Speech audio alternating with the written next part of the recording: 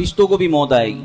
جب آپ سور پھونکیں گے تو سب کے سب فرشتے فنا ہو جائیں گے سوائے حضرت اسرائیل کے, حضرت اسرافیل کے, جو 4 بڑے بڑے فرشتے ہیں. ان کے باقی سارے فرشتے, ساری مخلوق سب فنا ہو جائے گی. اب خود حضرت اسرائیل علیہ السلام ہوں گے, حضرت اسرافیل علیہ السلام ہوں گے, اور جناب حضرت میکائیل علیہ السلام ہوں گے, اور جبریل امین جو ان کے سردار ہیں. تو حضرت اسرائیل سے کہا جائے گا کہ اسرافیل و میکائیل ان کی روح قبض کر لو, تو وہ ان کی روح قبض کریں گے. پھر حضرت اسرائیل رہ جائیں گے اور حضرت جبریل امین. تو حضرت اسرائیل سے اللہ فرمائے گا کہ اب تم اپنی روح قبض کرو.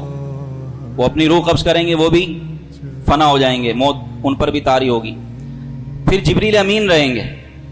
پھر اللہ فرمائے گا مت یا جبریل, اے جبریل تم بھی مر جاؤ.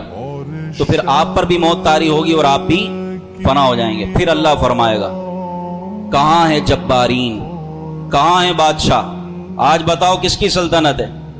یہ اللہ اعلان فرمائے گا کہاں ہے آج بادشاہ, کہاں ہے جبارین, کہاں ہے متکبرین, آج کس کی سلطنت ہے. کون ہوگا جو جواب دے گا؟ اللہ پھر خود ہی فرمائے گا للہ الواحد القہار, آج اللہ واحد و قہار کی سلطنت ہے. پھر اللہ جب چاہے گا حضرت اسرائیل کو زندہ کرے گا, پھر وہ دوبارہ سور پھونکیں گے, پھر سب جمع ہوں گے, دوبارہ زندہ ہوں گے, پھر اپنی اپنی قبروں سے نکلیں گے.